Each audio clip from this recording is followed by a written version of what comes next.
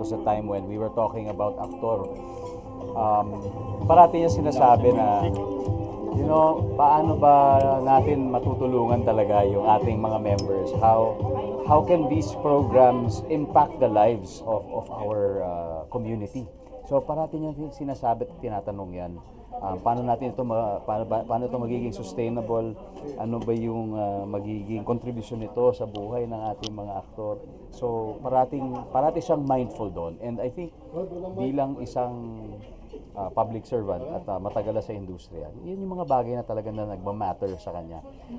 Bilang gumagabay sa amin, parang pinapaalala parati niya sa amin na ito ang mga binabantayan natin. Kasi para maging successful ang isang organization, kailangan ito yung mga tinitignan natin parati. At paano naging, sabi mo nga napakabilis nung proseso na kaagad, susupport natin ang nomination ni Ate V as National Artist? Kasi may ongoing movement na eh. Hindi lang naman ito nagsimula sa amin. And I'm sure matagal na ito. Gaya ng banggit ko kanina, may 20 plus organizations that are also pushing for this. And we're just one of them. But it's so good to see, no, na talagang yung mga kapwa-actor, colleagues, contemporaries are pushing for this. We haven't seen this kind of passion from colleagues, di ba, in such a long time. Or maybe this is even the first in recent memory na talaga, how important is it to do this, no, for our industry? Alam naman natin that, you know, we are in a very volatile industry. But ako personally, I think that we are at a very important stage na crossroads tayo ngayon eh. Na kung ano yung gagawin natin ngayon will dictate yung ating progress or kung hindi man yung hindi pag-grow. Ganun na, let's put it at that. Kasi imaginein mo, nandiyan na yung streaming platforms and in the advent of all those, yung mga tao unti-unting bumabalik sa sinihan, although hindi buong taon. Pag Metro Manila Film Festival lang, marami pa rin mga producers ang mga pelikula na hindi kumikita, di ba, all throughout the year. But also on the other hand, nandiyan na yung mga policies na dati pinag-uusapan lang, like the Creative Industries Act is already there. The Eddie Garcia Bill is already there. And you'll be surprised, marami mga nag-organize na rin na groups. And the IGA is a testament to that. The IGA, the Inter-Guild Alliance, na nandun ang mga different guilds like the cinematographers, the Directors Guild, na stuntmen are there, the associate producers. Would you believe it, pati mga makeup artists nag-uusap-usap na ngayon para mag-organize. So the point is, ang daming movements ng industry, and kung hindi natin masabayan yung nangyayari, sayang yung opportunities. And the only way to do that is if we are united. And I think yun talaga yung pinaka-thesis ng lahat ng ito. We move forward together. Kasi hindi pwedeng isa-isa. And to rally behind somebody like Ate V, especially in an event like this, I think is something that is very important. Kasi this is definitely an industry event. We look up to her, and she is the paragon of what it is to be an actor. And Dong, personally, ano yung nakita mo talaga kay Ate V na masasabi mo talagang she's really deserving of that honor? Yung apat, babalikan ko yung apat, paragon of professionalism, siya isang cultural champion. She's a protector of the community and most importantly, a nation builder. Sa day and age, sa panahon ngayon, madali po tayo maligaw sa napakaraming nangyayari, di ba? Especially for the younger generation. Pero kung meron kang mga ganitong guiding principles, exemplified and brought to life literally by a person in the person of Vilma Santos, at sasabihin mo, hindi ito yung pamantayan eh. Di ba? Parang ito yung titingalain natin. So, I think mas less yung chance na maligaw dito sa industriya nito. And at her age, no, talagang makikita mo talaga na ganun pa rin ang pagmamahal niya sa industry. In fact, she's one of the, kasama siya sa board of advisors ng aktor. Yes, she is. Makikita mo naman yung pagmamahal ng isang tao sa industriya sa kanyang trabaho.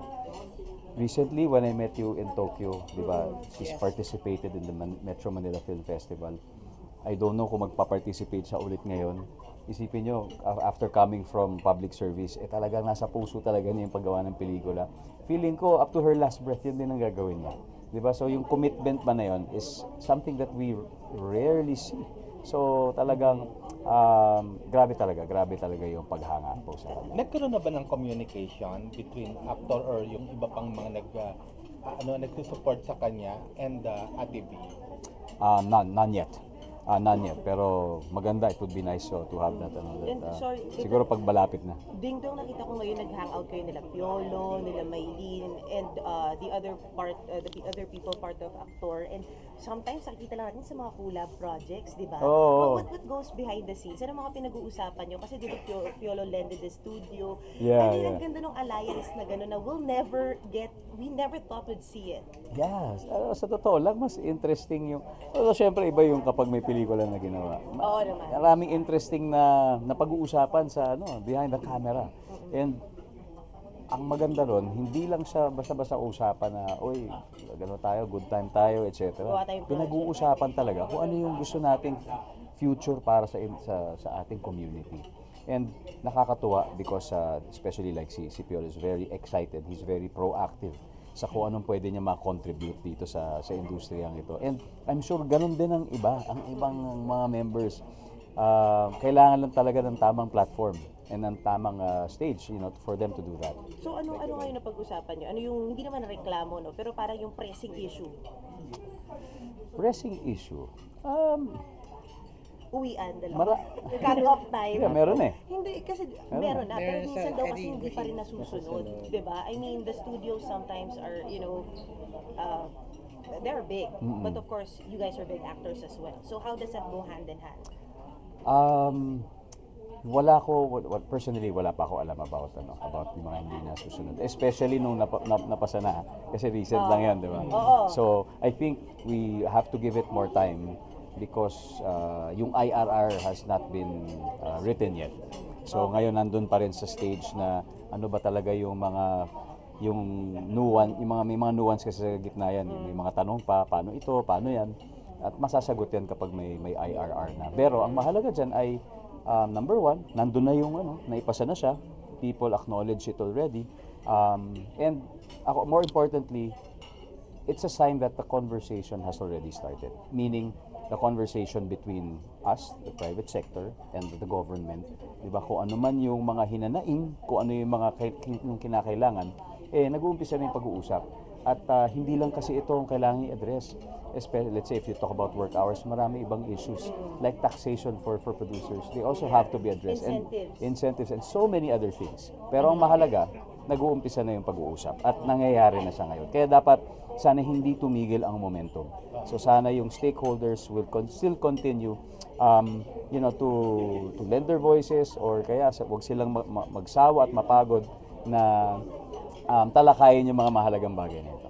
Dong, upon knowing Ate V's achievement, diba, paano kanya na-inspire na mas tulungan pa yung industriya? And do you think yung actor is enough para maisulong lahat ng mga kailangan pa sa industriya? Kasi, if I'm not mistaken, before may offer sa'yo to run for Senate, are you considering, since next year, election na, are you considering to run for... So, naligaw ako sa tanong. Ano yung una? Yung una muna, sandali.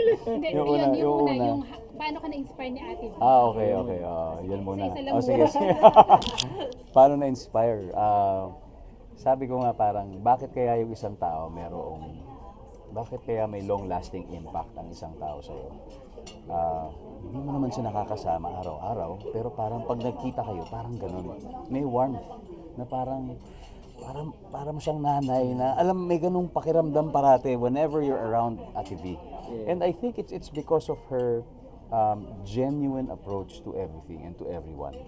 May it be her job as an actress. Ibig sabihin, nanonood ka pa lang, tumatagos na talaga sa screen yung kanyang character. Kaya pala naiiwan sa iyo yung pakiramdam. Kala mo kilala mo na siya yung pala dahil napanood mo siya. So, ganun siya. And very, very inspiring kasi naging consistent siya. Yun ang pinakamahirap sa lahat. Pwede kang maging magaling sa umpisa, pero later on hindi na. Pero naging consistent siya all throughout these 6 decades. That's why ganun na lang din yung impact. In fact, ninanga namin siya sa kasal. So that's how much we look up to her.